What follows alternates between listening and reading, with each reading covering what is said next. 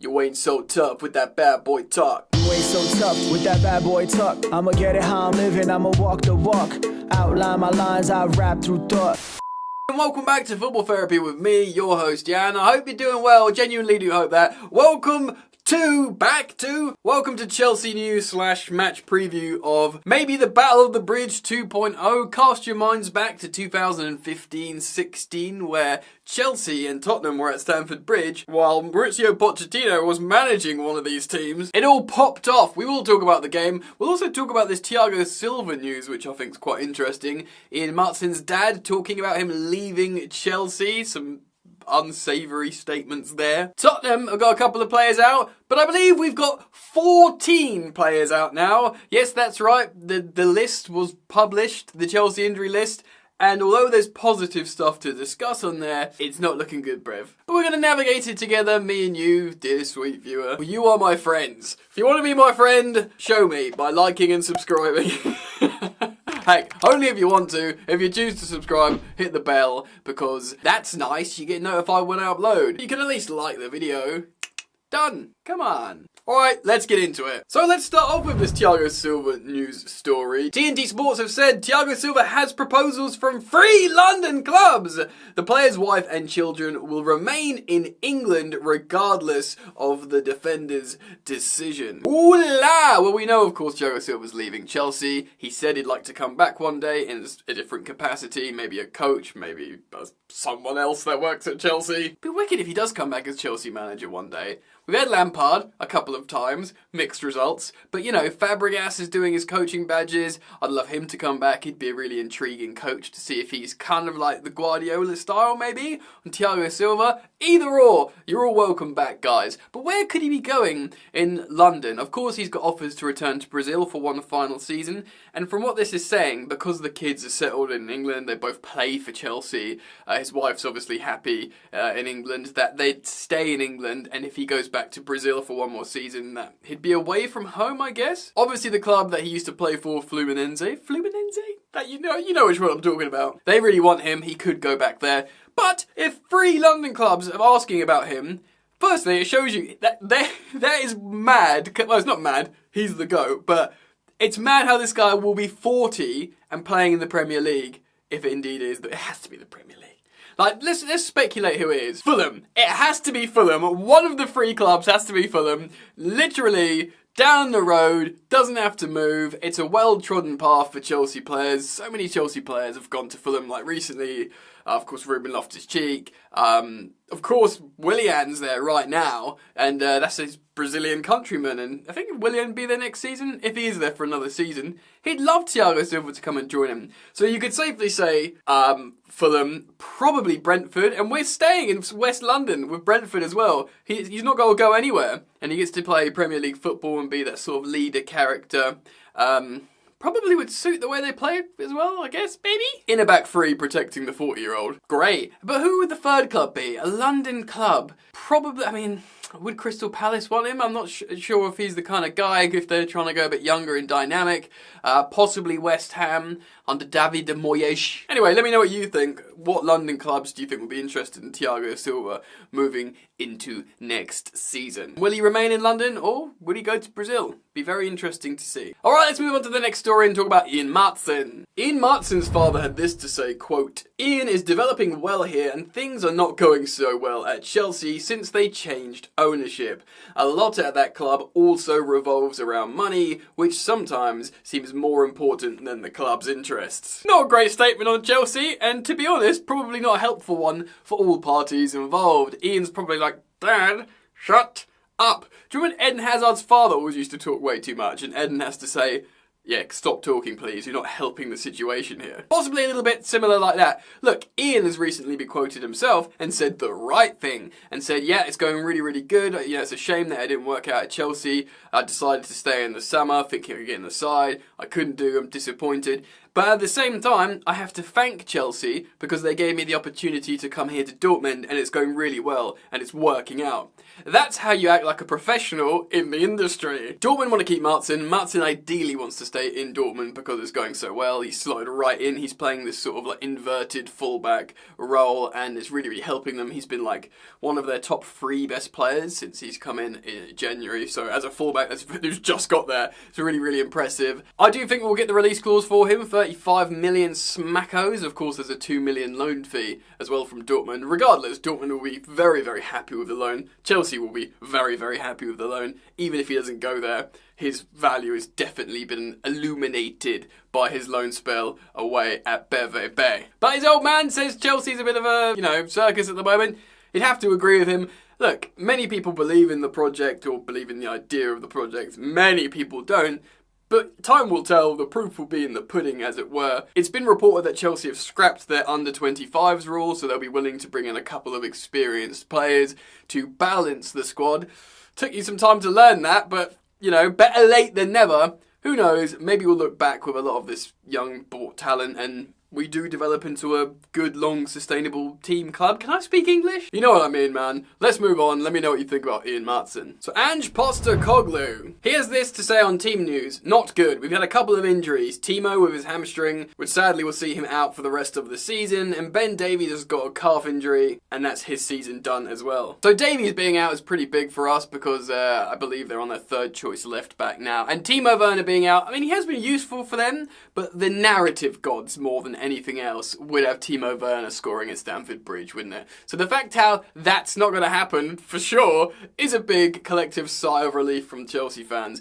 Saying that though, Tottenham have still got loads of their first choice players available, and we don't. I'm going to show you the injury list in just a moment. They still have a really, really strong squad by their standards. They've got Romero and Van de Ven, and they've got their midfielders, and they still can put out a very strong front three, and Vicario in goal is very, very good shot stopper. They're going to be alright, do you know what I mean? And, we got slapped up 5-0 by Arsenal. They managed to come back and push them and nearly got a point, so they're in better form. Yeah, they're in better form. Of course, they're pushing for Champions League football, and they'll be desperate to win this game, of course, as well. Maybe because Poch will be there and there'll be Battle of the Bridge vibes. Of course, we beat them 4-1 in the reverse fixture when they went down to 3 men and, Jackson got critiqued for only scoring a hat-trick, which is a very strange set of circumstances. So let's take a look at Chelsea's injury list and run through it together. Positives here, though. Levi Colwill is in team training. Christopher Nkunku is in team training. I don't think they'll be selected in the squad from what Pochettino said, but that is massive. Reece James in partial team training. Ladies and gentlemen, boys and girls, just those 3 players alone is enough to warm anyone's heart. Reece James and Nkunku and Colwill. It's such a shame we're at the end of the season, but if they can play some games together, 2, 3, heck, maybe even 4, that will be amazing. Sanchez and Hugo Chukwu are back to partial team training. Axel Disasi and Thiago Silva are going to be out for this game, which is actually massive. Carney Chukwuemeka is undergoing rehabilitation. He's a really interesting one. No one actually knows what's wrong with him. Very frustrating. Of course, Enzo has just had surgery. Ben Chilwell, Malo Gusto, Fofana and Lavia all could be starters in Chelsea. Well, maybe Gusto behind Reece James. All undergoing a rehabilitation program. The most frustrating thing about this is it's just so casual and you just don't know what's going on. There was a time when you'd be like, oh, that injury happened, therefore they're nursing that back to health. Maybe they've aggravated it in training. You just find out the timeline in the narrative. We've just got this peculiar mystery set of scenario where players are just always injured with mystery injuries, and you don't know how long they're out for, and you'll never learn, and you'll just get these really ambiguous messages of that don't mean anything. Okay. Next season, this better be sorted out, man. If you're going to learn from the data, these owners, because that's what they do, right? You got a hell of a lot of data here to look at what can only be described as an absolute friggin' disaster. And you need to do everything you can to make sure this doesn't happen moving forwards. Maybe it's the medical department in isolation. One has to assume it's a combination of the medical department and Pochettino's training methods, and there's a little bit of evidence at PSG for that as well. So independent, people talk about Premier League independent regulators. We need a Chelsea Football Club medical independent regulator that looks at both of them in isolation and says, no, just fix it. Fix it, because this is ridiculous. That list of players I just reeled off to you there, if they were all available to Chelsea, say what you want about the inexperience, the immaturity of the squad, your opinion on the manager, those players are available. It's a much different story this season, and for the better. How much better, I don't know, but it would have been a lot better. It's just so much pain. There's so much pain. Alright then, let's go through the lineup that I've built for this game against Tottenham at home tomorrow night. Right then, of course, in goal, Georgi Petrovic will keep his place. Despite Sanchez coming back in soon, he's done. He's not going to play again this season, of course, unless Petrovic gets injured. Now, we're a bit screwed here in the back line, especially with Disasi and Thiago Silva joining the injury list. So, this is pretty much the only back four we can do at the moment. It's Marc Cucurella at left back. It's Benoit Badiashile at left centre-back. It's Trevoh Chalobah at right centre-back. And it's Alfie Gilchrist at right back. Madness. Had Ben Chilwell be back, you could have maybe played Cucurella at right back, who's done that before quite well. But this is literally all we got. Unless he brings in an academy fullback, which he could do by the way, but probably won't for, a debut against Tottenham at home. It's just not going to happen, is it? Oh, that's the back four we're going to have, and my God, help us. Help us! That back four in front of a goalkeeper that's becoming more and more dubious as time goes on for me, especially at his near post. We're going to need one hell of a prayer, because we're going to concede lots of goals. We might score some, but we're going to concede, at least 3 goals. I don't want to be negative, bro. And Chalobah is good. And Benoit Badiashile in the first 6 months of his Chelsea career looked good, but I'm sorry, dude. Okay, maybe at least 2. But it's going to be rough out there. Alfie Gilchrist has looked shaky recently at right back. Of course, Noni Madueke wasn't helping him out last time. But we've got no other decision. There needs to be Pochettino can flex his managerial muscles here. Do something different to protect that back four. Although I do worry because, that we're not... What's in front of him, except for Caicedo, isn't the most defensive following 6 players. So, Caicedo to start, of course, in Enzo Fernandez's absence. There's no Ugochukwu, there's no Lavia, so he will be partnered by Conor Gallagher. Now, he recently was interviewed by Sky Sports and said he likes playing next to Conor Gallagher, and he's a machine. He also went, oh yeah, but I like playing next to Enzo as well. But clearly, he does like playing next to Conor Gallagher. Conor Gallagher is a runner, which can make Caicedo more influential on the game. He covers more space. He said it himself, he likes to play with him for that reason. That double pivot didn't really work that well until a couple of recent games, of course, starting off with the 6-0 win against Everton at home. So we pray that they play well together again. And really the front four picks itself, of course, man of the moment, Cole Palmer will have to play for me in his lesser position. His lesser position? The position that he's not as good in, which is the number 10. Of course, he scored 4 goals from that position against Everton. That was a unique situation. I do prefer seeing him off the right, but at the same time, I understand why Pochettino wants to get Noni Madueke into the game at the moment. He's a very different kind of winger to Cole Palmer as well. He likes to go out very, very wide, and we'll get to the byline and do cutbacks as well, where, Cole Palmer naturally wants to drift inwards. I still would prefer a more narrow attack with Cole Palmer as the right winger, but I understand for the moment this is where we're at. Jackson, of course, will start up top. He scored a hat-trick in the reverse fixture, and of course his finishing's been off lately, but he will back himself to get in behind. I know they had Van de Ven came off and he's rapid. He's not going to beat him in a race, but there might be moments when he gets in behind. And Raheem Sterling is listed in partial team training. I wonder if he's going to start this game. If not, it will be Mudryk, but I think if Raheem Sterling is somehow available, he was sort of being reported as training. It's really interesting to see, differing reports. Obviously, Chelsea FC's injury list is official, but maybe they're playing mind games. If available, I would play Raheem Sterling on the left. But of course, Mykhailo Mudryk, if he has to start, he will start, and he loves running in behind.